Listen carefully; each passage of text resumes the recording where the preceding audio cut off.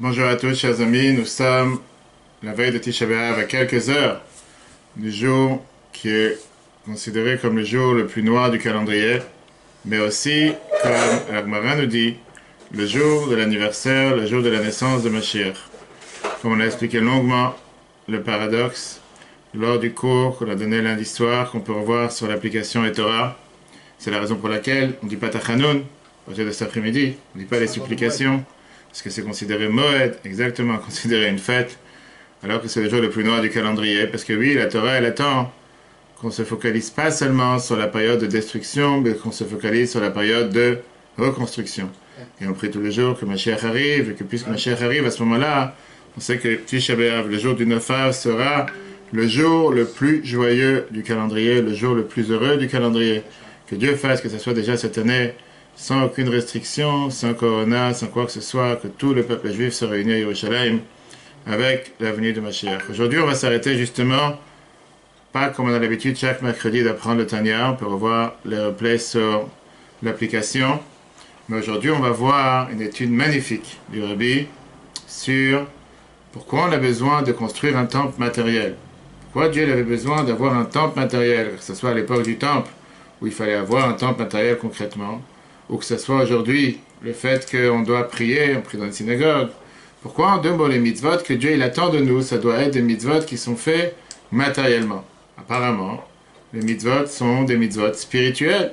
Si servir Dieu, on sert Dieu spirituellement, quel est le but? De faire les choses matériellement.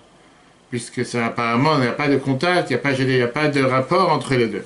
Où on fait les choses spirituellement, on fait les choses matériellement. Au temps du temple, on sait très bien qu'on devait aller au temple pour amener un sacrifice.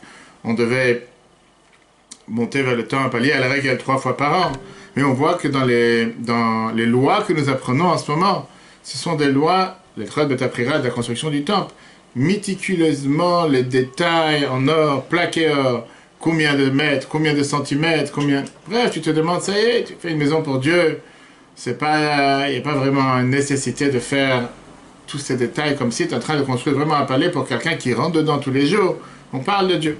Merveilleux discours que la ville a prononcé en 1962. Et comme on a le devoir, et comme j'ai dit qu'en Israël, pour tous ceux qui nous écoutent en ce moment, à partir de Chatzot, aujourd'hui on ne peut plus écouter, on ne peut plus apprendre la Torah, les lois de la Torah générale. On peut apprendre tout ce qui est en rapport avec le temple, tout ce qui est en rapport avec Tisha B'Av.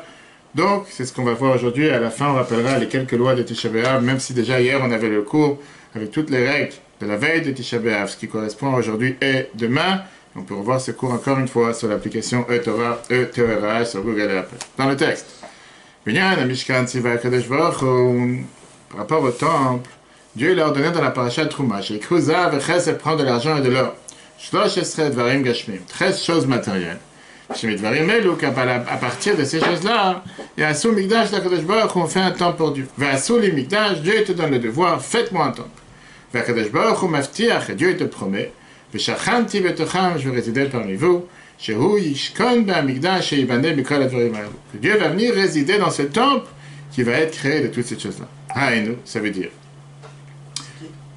Dans la vie. Discours du Rabbi, clair. Le Rabbi a corrigé, etc. Malgré que la divinité, que Dieu n'est pas limité dans un endroit matériel, on est tous d'accord avec ça, Dieu il te promet qu'il va venir résider dans l'endroit où il y aura le temple. Ça veut dire, tu dois avoir un endroit précis, limité dans la place. C'est pas seulement l'endroit dans le temple qui a été construit, Bisman Mouchayoter, parce que le devoir origine de la Torah, c'était le temple, le tabernacle qu'il y avait dans le désert. Même dans le Beth Amikdash qu'il y a eu plus tard, qui a été construit, comme Echad, fixe dans un endroit à Yerushalayim, à Jérusalem, ou Meaz, Ken ou Leolam, et depuis ça a toujours été comme ça. Et la gamme à Mishkan, même le tabernacle, qui s'est déplacé d'endroit en endroit dans le désert pendant 40 ans, avec le peuple juif où ils sont partis. Donc on voit que ce n'était pas un endroit fixe, un endroit stable, mais il évoluait en fonction des 42 voyages qu'on avait il n'y a pas longtemps. La divinité résidait Tamid, toujours dans un seul endroit.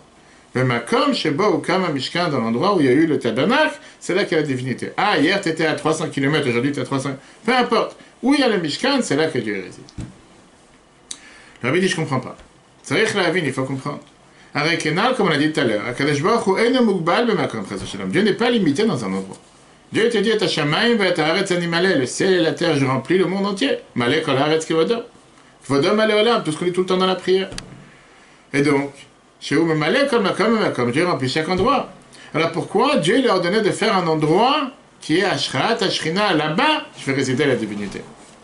Maintenant, tu peux me dire une réponse simple, que oui, peut-être que le fait que le ciel et la terre, je remplis le monde entier, mais ça, c'est de manière voilée, de manière cachée. Dans le monde où on ne reconnaît pas la divinité. Pour pouvoir reconnaître sa divinité, on a besoin d'avoir un certain travail, un certain effort. Mais ça, c'est pas obligé d'être associé avec un endroit ponctuel. Dans n'importe quel endroit où un juif, il sert Dieu. Là-bas, tu fais descendre la divinité, dont on le sait. Dans le Chumash Yitro, chapitre 20, verset 21. Dieu te dit, Bechol makom asher askir et shemi, avo elecha be'articha. Dans n'importe quel endroit où tu vas mentionner mon nom, je vais venir et je vais te venir. Donc c'est pas besoin d'être lié dans un certain endroit. Et donc on aurait pu faire les mêmes travaux qu'on a fait dans le temple et dans le tabernacle, dans n'importe quel endroit. Et faire descendre cette divinité dans n'importe quel endroit, pas seulement dans un endroit. Alors pourquoi Dieu il avait besoin qu'on fasse certains travaux, certains services, spécialement dans le tabernacle et dans le temple? Clair? Ça c'est la question numéro 1. Bête. Deuxième point. Un des travaux particuliers dans la deuxième colonne, un des travaux particuliers qu'il y avait dans le temple, en haut de la page, chez le Mishkan, au Mikdash, il y avait Avodat HaKorbanot, il y avait le service d'amener les sacrifices. Et dans amener les sacrifices, tu avais deux parties et deux sortes généraux, même dans le Beth HaMikdash. Tu avais Avodat HaKorbanot Begashmiut, clairement amener une vache, amener un taureau, amener un mouton, amener une brebis, peu importe, les oiseaux, qu'on venait amener un animal sur le Misbeach, sur l'autel.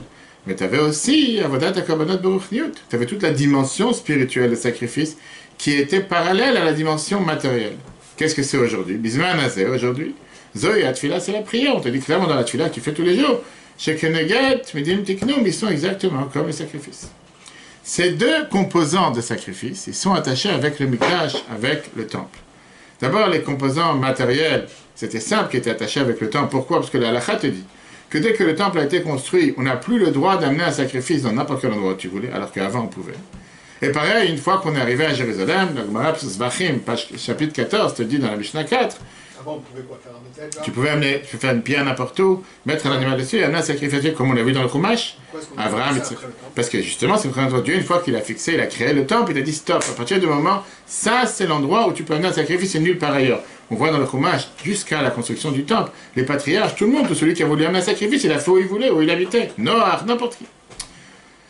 On n'a plus le droit d'amener un sacrifice dans un autre endroit par le temple. Même les sacrifices spirituels, qui est la prière, qui est permise dans n'importe quel endroit, à part une bikta qui est écrite dans la Gemara. C'est quoi une bikta dans la Gemara? Brachat, page 34b. La Gemara te dit que si jamais tu rentres dans un endroit, dans un monde, dans un lieu, que le mur il est bancal, des ruines que tu vois dans les vieux endroits, et tu as peur, tu te caches, peu importe, et tu as peur que ça va tomber sur ta tête, tu ne vas pas te concentrer, tu ne vas pas prier dans un endroit pareil. Tu vas prier dans le champ que prier. Néanmoins, on voit que le Beit HaMikdash, le temple, il est toujours appris Sha'ar HaShamayim. C'est la porte du ciel. Je dis que c'est l'endroit par lequel passent toutes les prières. C'est la raison pour laquelle, quand on prie, on doit avoir la face en direction de Jérusalem, en direction d'Israël. Quand on est en Israël, on doit visualiser, on doit être en direction de Jérusalem. Quand on est à Yerushalayim, on doit être en direction du temple. On doit être toujours focalisé à cet endroit matériel. Ça va, tu peux prier à Dieu n'importe où. Prie où tu as envie. Tu n'as pas besoin d'être toujours limité, même si tu peux prier à Dieu, bien sûr, dans n'importe quelle maison, n'importe quel lieu, n'importe quel endroit. Mais on te dit non, pas où tu veux. Mizrach, Yerushalayim, Israël. Pourquoi? J'avais dit, disons que la dimension matérielle des sacrifices, je peux comprendre. Il faut un endroit et c'est interdit, et ça même, on va voir pourquoi. Mais pourquoi avoir attaché la dimension spirituelle avec un endroit matériel, limité, qui est seulement tel endroit et pas un autre? Dernier paragraphe. Même si tu vas dire que les sacrifices matériels, puisque le but c'est quoi? C'est quelqu'un il amène un animal sacrifice sur le temple et il y a plusieurs conditions réunies. Le fait qu'on devait avoir ce feu qui descendait d'en haut pour consumer les sacrifices d'en bas. Et tu vas me dire bien sûr que ce feu ne peut pas descendre n'importe où. Tu ne peux pas commencer à faire descendre le feu chez toi à la maison. Deuxième page. Puisque soit ce travail et soit le feu qui devait descendre était attaché avec des choses matérielles, on peut comprendre pourquoi la dimension de sacrifice matériel doit être attachée avec un endroit matériel. Malgré que je peux te dire encore une fois, Dieu aurait pu faire en sorte que dans n'importe quel endroit, on va te donner une limitation prescrite, pas dans une maison, dans un champ ouvert, dans tel endroit, le feu pourra aussi descendre, puisque de toute façon c'est quelque chose de spirituel, c'est pas que le feu il est juste dans le ciel à tel endroit, et pas un autre endroit. Ça aussi on aurait pu s'arranger à faire en sorte que par exemple, dans n'importe quelle ville, où il y a un Sanhedrin, il y a un tribunal, où il y a une grande synagogue, là-bas il y aura le sacrifice qui peut être amené. Mais disons que pour la dimension matérielle, on peut le comprendre. Mais la prière, c'est quelque chose de spirituel. Pas seulement que tu n'es pas occupé avec quelque chose de matériel. À part toi qui es en train de dire les mots. Toute la prière, c'est quoi? C'est que tu te rapproches à Dieu, que tu donnes ton sens, tes forces envers Dieu, jusqu'à ce que tu réfléchis à ce que tu dis chaque mot, tu pries envers Dieu. Et on sait très bien qu'une des dimensions essentielles de la prière, c'est quoi? C'est Kavanat Alev. Avoir la pensée du cœur, l'intention du cœur, ça c'est spirituel. Tu dois dire les mots à voix haute, tu dois pouvoir entendre ce que tu dis pour te concentrer dans la prière, parce qu'on te dit que Kol Me'orer Kavana, comme c'est écrit dans la Torah, que le fait de dire les mots à voix haute, tu comprends ce que tu dis. Et même si le but de la prière c'est d'obtenir des choses matérielles, comme on dit dans la Mida, Refer Cholim, Mevarech Hashanim, guérir des malades, bénir la récolte, mais tu vois pas le lien qu'il y a entre ta prière spirituelle et le bienfait matériel que tu reçois. Pas comme il y avait dans le temple que tu voyais, que si ta prière avait été acceptée, si ton sacrifice a été accepté, tu voyais le feu qui descendait du ciel et qui consumait ton sacrifice. Là, tu ne vois pas aujourd'hui. Je ne vois pas le rapport entre la force prier ce matin pour un malade ou pour une femme qui doit accoucher, et automatiquement, tu vois le rapport, j'ai prié, il a guéri. Tu vois pas le rapport. Bien sûr qu'on sait, on croit que oui, par la prière, les choses se passent. Mais il n'y a pas de lien, c'est pas lié entre les deux. Donc, puisque la prière, c'est quelque chose de spirituel, pourquoi ça doit être délimité avec un endroit matériel et en rapport avec un endroit matériel? Même si on peut prier n'importe où, comme on a dit. Mais encore une fois, c'est vers le Mizrach, vers Israël, vers Jérusalem, vers le temple, etc. etc. Guillemets. Rabbi te dit qu'il y a une règle générale qu'on répète dans la Torah, partout et surtout dans la Chassidut. Kol hagavoa beyoter yored lemata beyoter. Tout ce qui est plus élevé dans le monde d'en haut descend forcément dans le monde d'en bas, le niveau le plus bas. Ça que Dieu il a demandé, Veshachanti betacham dans le Chumash, Parashat Chuma, que je vais résider parmi vous. Ça doit être attaché avec un lieu et un endroit matériel. C'est la meilleure preuve que Dieu te dit que puisque moi je suis illimité, illimité avec aucune limitation, ni dans l'espace, ni dans le temps, ni dans l'endroit, de la même manière qu'on n'arrive pas à comprendre Dieu, on n'arrive pas à attraper Dieu par aucune limite, parce que Dieu il est plus haut que tout ça. Néanmoins, Dieu il te dit, tu sais quoi? Cet endroit dans lequel s'associe la limite et la non-limite, c'était où? Dans le Saint des Saints. On voyait qu'il y avait l'arche en plein milieu du Saint des Saints et qu'il ne prenait pas de place, qu'il n'y avait aucune différence. S'il était là ou il n'était pas là, il y avait toujours ces 5 coudées de chaque côté. Je te dis, c'est là-bas, comme on appelle dans la Torah, que Dieu il est Nimna, Nimnaot, son omniprésence est illimitée et il est capable d'attacher ces deux extrêmes. C'est là-bas que peut résider la divinité. Dans l'endroit matériel, on est capable de voir cette illimitation, cette non-limite dans la limite. C'est là-bas que Dieu dit qu'il peut résider juste dans cet endroit, pas dans un autre endroit. La preuve, elle est que n'importe quelle synagogue ou n'importe quel temple où tu as un Echal, ça prend de la place. Le seul endroit où tu avais le Echal, où il y avait les tables de la loi, où il y avait le Sefer Torah, et qu'on te dit qu'il ne prenait pas de place matériellement parlant, c'est dans les temples. On va voir après pourquoi. Et donc c'est la raison pour laquelle Dieu il a décidé de m'associer, faire descendre la divinité sur terre avec un tel endroit. Je veux dire, ça même on doit comprendre pourquoi Dieu a cherché à faire une chose pareille. S'il a fait un tel miracle dans le temple, il aurait pu faire un tel miracle dans n'importe quelle synagogue, où tu as la Sefer Torah, ça prend pas de place. Et on revient encore une fois à la même question. Quelle était la nouveauté du temple? Pourquoi Dieu a cherché d'avoir un temple ou un tabernacle? D'un côté, dans le temple, comme je t'ai dit, on prend en ce moment les lois du temple. Tu vois tellement de détails dans l'endroit, dans l'espace. Hier, on apprenait Shulchan Apanim.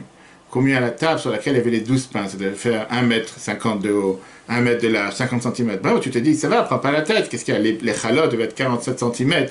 C'est tellement détaillé. Et qu'est-ce qu'il y a si ça fait 3 mètres? Et qu'est-ce qu'il y a si ça fait quelque chose de plus beau? Et qu'est-ce qu'il y a si le misbéach, tu n'as pas fait 1,50 m, le misbéach acteur sur lequel on amenait les encens? Qu'est-ce qu'il y a si tu l'as fait plus large? Les tentures qu'on mettait, les poutres, dans la construction des ustensiles qu'on avait. Chaque mesure était tellement précise. Et de l'autre côté, c'est dans cet endroit-là qu'on voyait comment toutes ces limites n'ont pas de limite. Toutes ces mesures n'ont pas de... On voyait cette union entre la limite et la non-limite.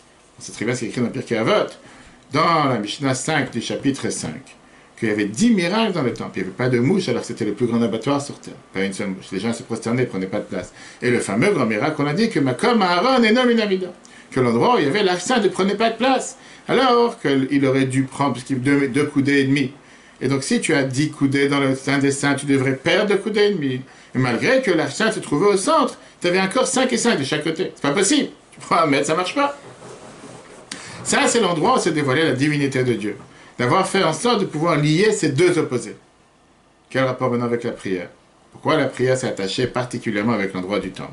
Parce que le travail de la prière et le travail des korbanot qui sont liés entre les deux, c'est justement le fait de pouvoir arriver au niveau de divinité qui est plus haut que toute description. Quand tu parles dans la prière, quand tu parles à Dieu en général, tu ne vas pas parler à Dieu en termes de, certains pourraient dire Saint-Esprit, quelque chose de spirituel. Baruch Ata Hashem. C'est Baruch Ata Hashem. Béni sois-tu éternel. C'est ton copain.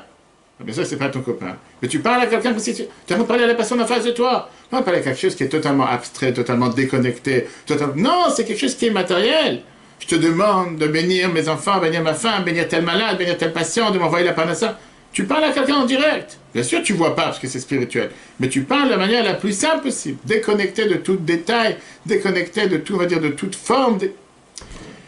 Et c'est pour ça que Dieu il cherche que la prière soit aussi attachée avec un endroit matériel. Pourquoi? Parce que si jamais la prière n'aurait pas été attachée avec un endroit matériel, on aurait eu seulement la dimension illimitée de Dieu. Mais ça n'aurait pas été l'essence de Dieu qui te montre comme quoi il est illimité tout en pouvant se limiter. Quand tu dis que Dieu il est illimité, ça ne veut pas dire qu'il ne peut pas se limiter. La vraie définition d'illimité, c'est que même en se limitant, à nos yeux, il est toujours illimité. Même en étant dans un endroit limité, en vérité, il n'est pas limité à cet endroit. La question que tu as demandé tout à l'heure, quand on amenait les sacrifices dans les bamot, c'était les hôtels qu'on créait dans n'importe quel endroit, qui n'avaient pas un endroit spécifique, il n'y avait pas la spécialité qu'il y a eu par rapport aux sacrifices qu'on amenait dans le tabernacle et dans le temple. Quand on a amené les sacrifices dans le tabernacle et dans le temple, il y a eu beaucoup plus de limites qui nous ont été données, beaucoup plus de lois. Et c'est pour ça qu'on était capable d'amener même des sacrifices qu'on n'avait pas le droit d'amener dans les bamot. Parce que d'un côté, c'était limité, de l'autre côté, on a enlevé beaucoup de limites. C'est comme à chaque fois on te dit, le fait qu'on te donne certaines limites, ça te rajoute la liberté. Beaucoup de gens pensent que comme ça, que tu as une limitation, automatiquement on t'enlève la liberté. Mais la réalité elle est que grâce à la limite, tu peux te déplacer. Si tu n'aurais pas eu un stop, tu n'aurais pas eu un feu rouge, tu n'aurais pas pu conduire. Par ça que tu as un stop, feu rouge, tu as une certaine restriction. Grâce à ça, tu as plus grande limite. Ça, c'est ce qui se passait dans le temple.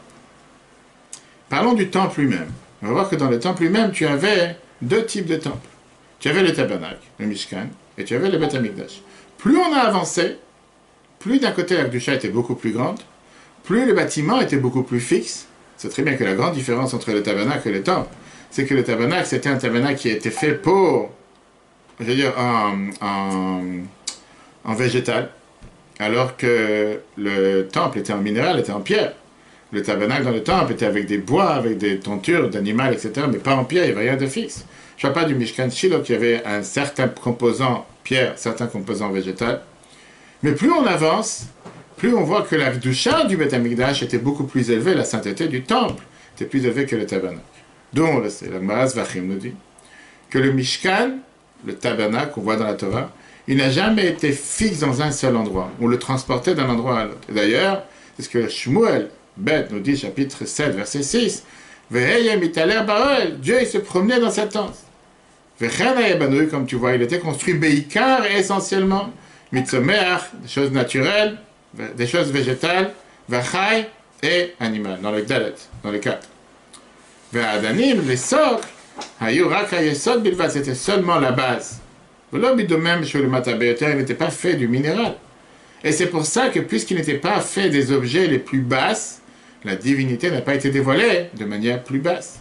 Dafka Bet Amikdash, particulièrement le temple, Shaya Mugbal Bemakom Mesuyam, il était limité dans un certain espace, dans un certain endroit. De quoi il était fait? Des choses les plus basses. Aya Banouy Beikam, de même, il était construit essentiellement du minéral. Le Matabéoteur, les choses les plus basses. C'est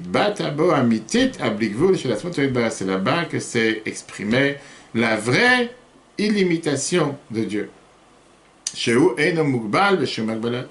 n'est pas limité avec aucune limitation. Jusqu'à ce que Dieu peut résider, appartenir dans un endroit totalement limité. Vedavka betartonim, dans les endroits les plus bas sur terre.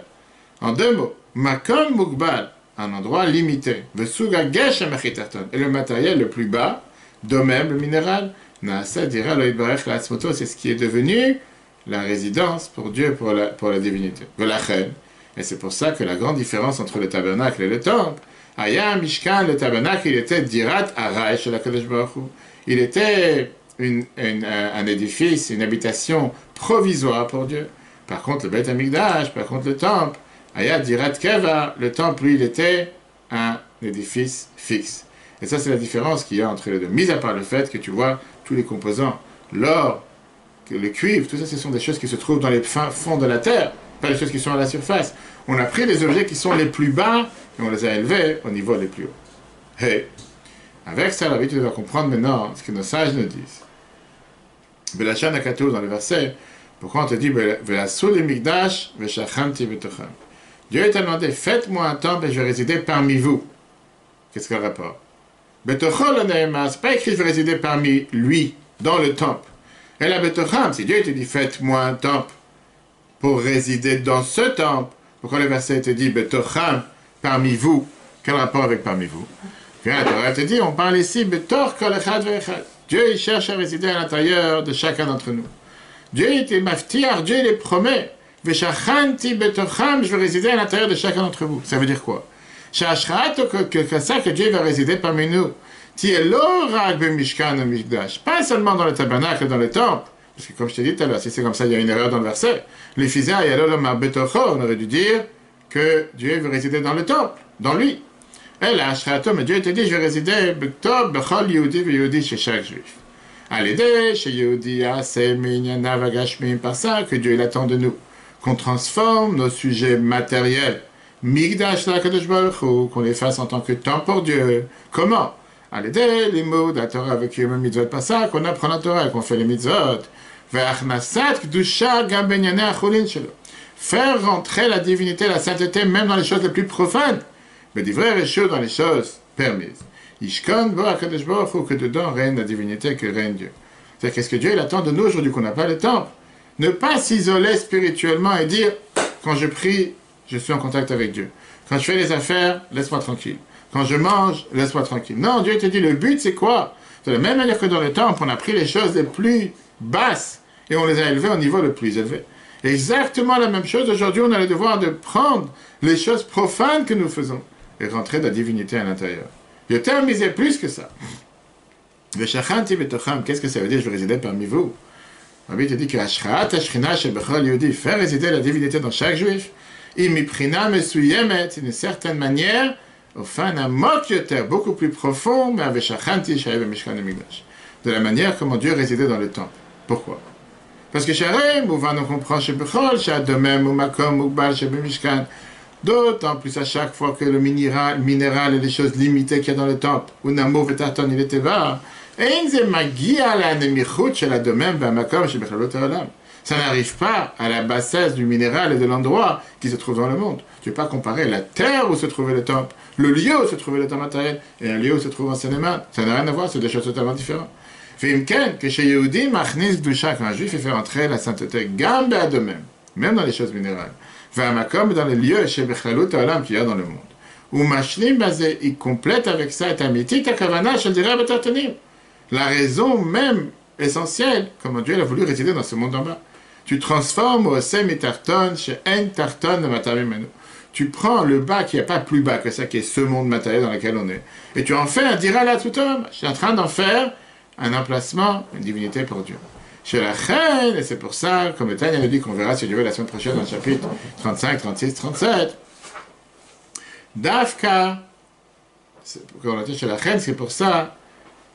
Avodazu Dafka, ce type de travail, mais via et Amigdash Ashlishi, ça amène le troisième temple, qui est Blikvul, qui est illimité même par rapport au premier et au deuxième. Rabbi Tamir, Vav, juste avant la page d'avant. Sur les Migdash Arshav Kenal, comment aujourd'hui on peut faire entrer la divinité?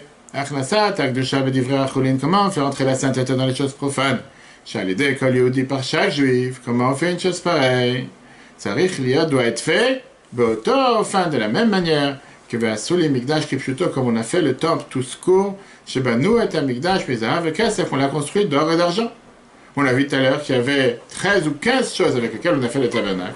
Et matzmam la sugdoshim. Ces choses avec lesquelles on a fait le temple, eux-mêmes sont devenus saints. Chaynoga benoga l'amigdash, la même chose par rapport au Beth Amigdash. Chez Yehudi, qu'un juif, Tzarich, il a besoin, Tzarich, il a le devoir, la sorte de faire, mais des vrais rechutes, des choses profanes. Chez matzmam, il y a le que eux-mêmes soient pour la Kedusha. Là, on peut te donner des exemples concrets. Qu'est-ce que ça veut dire que dans tes choses profanes, tu dois faire un temple pour Dieu? Comme j'ai dit tout à l'heure, trop facile de dire je fais un temple pour Dieu quand j'apprends la Torah. Trop facile de dire je fais un temple quand je prie. Bien sûr, quand tu es en train de prier, tu es en train de faire quelque chose de matériel, tu es en train de faire quelque chose de spirituel. Mais c'est pas ça que Dieu attend de toi. Dieu attend de toi que dans les choses matérielles, les choses profanes, que tu es exactement le même qu'un non-juif. Là, on réalise que tu es en train de faire un temple. Comment? Rabbi te dit. Enzem aspik. Ça suffit pas. Sheba Anagato, je lui dit que dans le comportement d'un juif, Nikar Achilou, qu'on peut reconnaître la différence, Beino le Beneino Yehudi, entre toi et un non-juif. Rak Bezeh, seulement avec le fait, chez Unizar, que tu fais attention, mais Misraro dans ton commerce, mais on a de ne pas tromper qui que ce soit. À Sagat Gvul, de ne pas, comment on appelle ça, pas copyright, comment on appelle ça, de ne pas faire de la concurrence à quelqu'un d'autre qui est interdit. Karazo et Noël, la Avodah Shel Zeirut, là c'est juste que tu fais attention, Midavar, Veshelo, la Sot, ta Misra, Bofana, Sur Alpetora, tu fais attention de quelque chose, à ne pas faire ton commerce de manière que c'est interdit d'après la Torah. Ça, à la rigueur, je te dis rien de spécial. La Torah te donne des règles, elle te donne des lois, quelle manière tu peux faire les affaires. Et il y a certaines manières que tu n'as pas le droit de faire. Là, on va dire qu'avec ça, tu n'as rien fait, tu n'as pas l'exploit. Ou l'amtachlita avoda. Mais quel est le but du travail, du service de Dieu? Que la manière comment tu fais du commerce, Yogash veillerait le coût. On peut ressentir et voir la divinité dans tes affaires. Tu vends des produits chimiques, dans le produit chimique, on voit la divinité. Comment? Pas seulement pour que tu fais des affaires pour pouvoir servir Dieu. En deux mots, que tu te sers du matériel, le Tzorech HaKdusha pour faire avec ça la sainteté, la divinité, faire des mitzvot, la tzaka, etc. Et là, chaque Gashmiut Atzma, le matériel lui-même, Tiye Kdusha soit saint. Comme on l'a vu dans le temple, on a pris 13 ou 15 objets matériels, et avec ça, on a construit le temple. Chez Zewa Pirusha, c'est ce que ça veut dire chez Bechol, Rechadayo, dernière page, que dans tous tes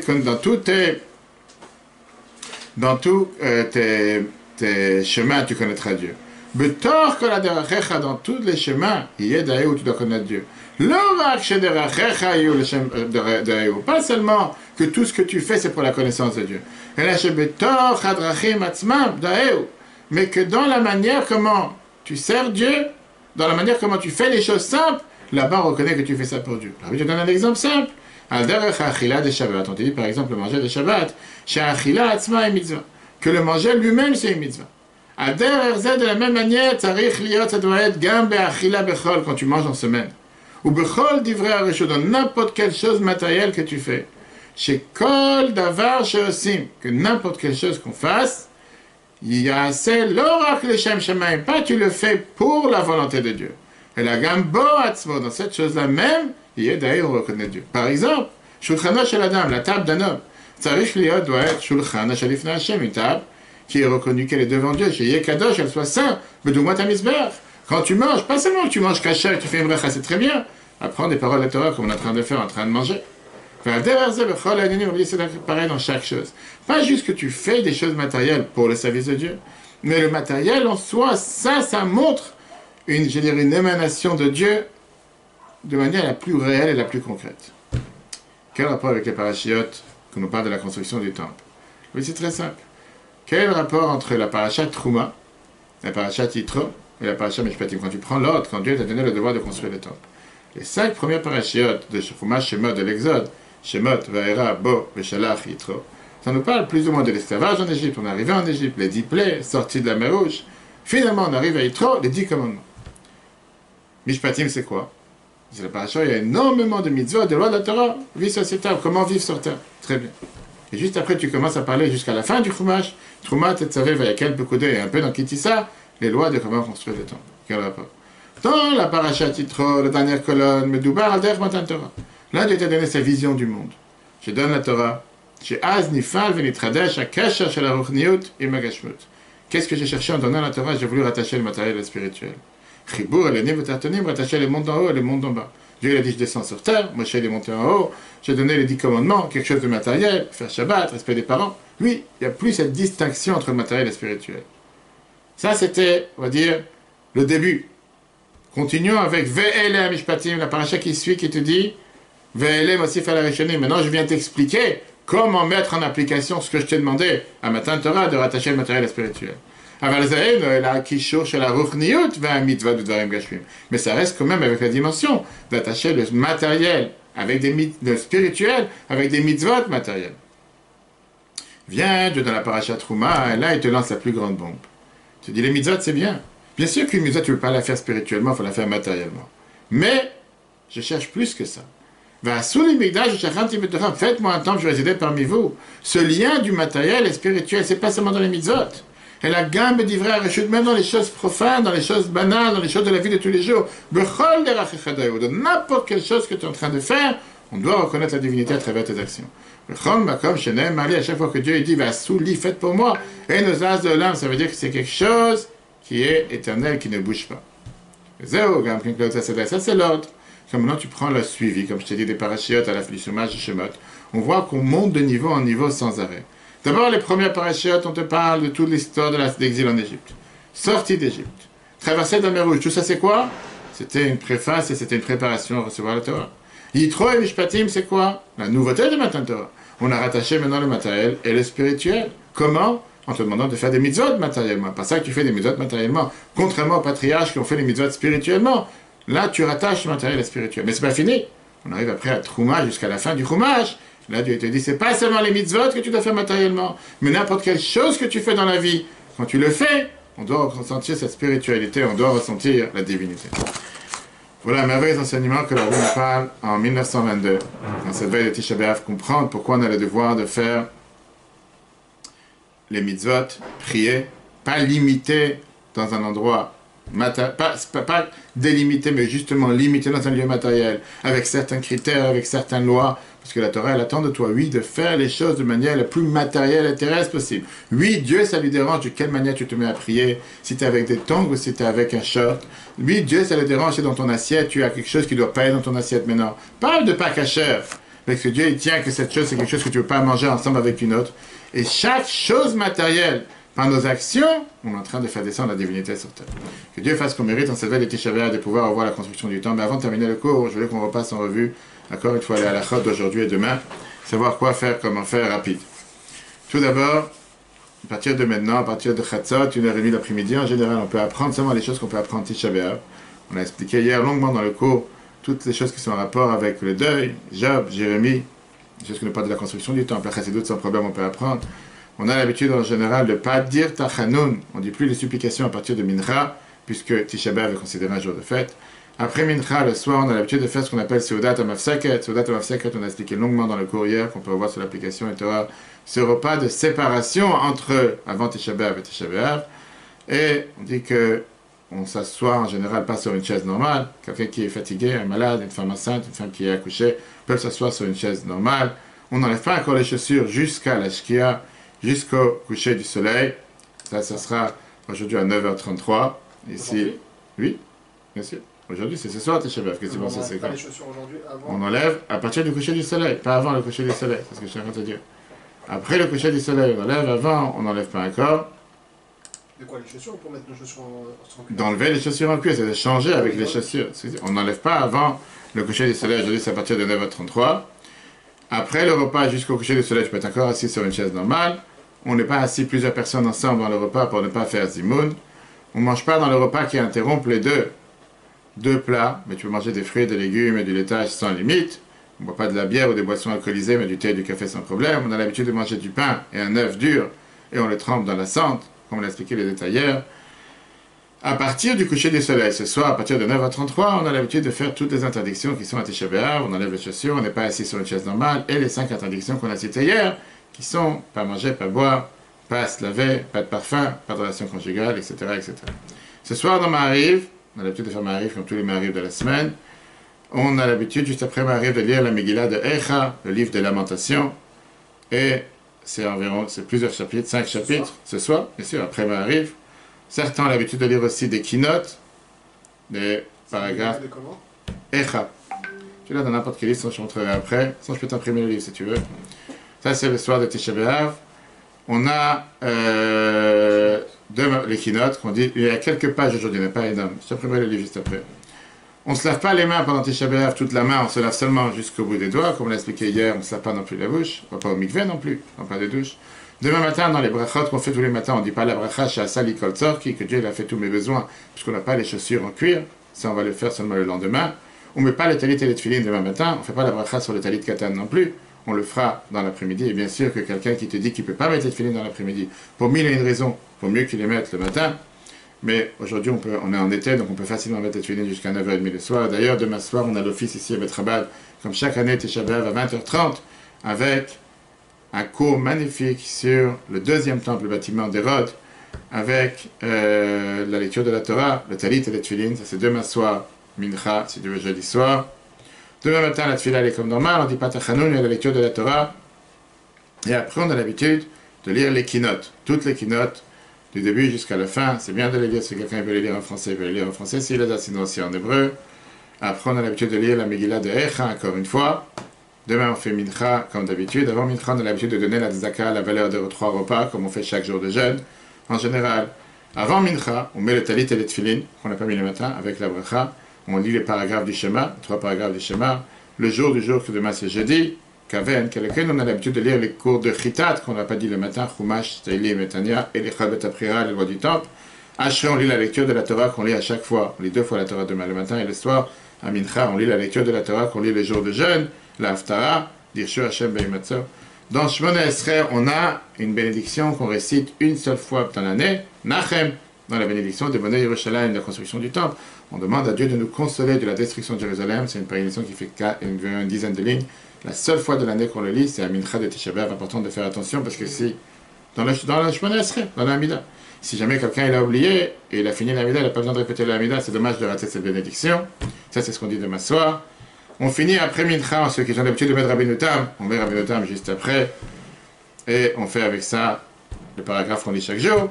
Ma'ariv, après Ma'ariv, on a l'habitude de se laver les mains 3 fois en entier sans bénédiction, puisqu'on ne s'est pas lavé dans la journée. On se lave la bouche, on se lave la figure. Et on a l'habitude aussi de faire Kiddush Levana, de faire la prière sur la lune, qu'on n'a pas fait cette semaine, puisqu'on attendait la fin du Tisha B'Av. Le Rabbi voulait qu'on continue à faire la bénédiction, je veux dire, finir un traité de Talmud jusqu'au 15 Av. Et bien sûr que, puisque cette année, la configuration, ça tombe la veille de Shabbat, donc on peut déjà se couper les cheveux demain soir, et laver les habits, etc. demain soir, pas besoin d'attendre jusqu'à chaque année, comme on a l'habitude d'attendre le 10 Av à midi.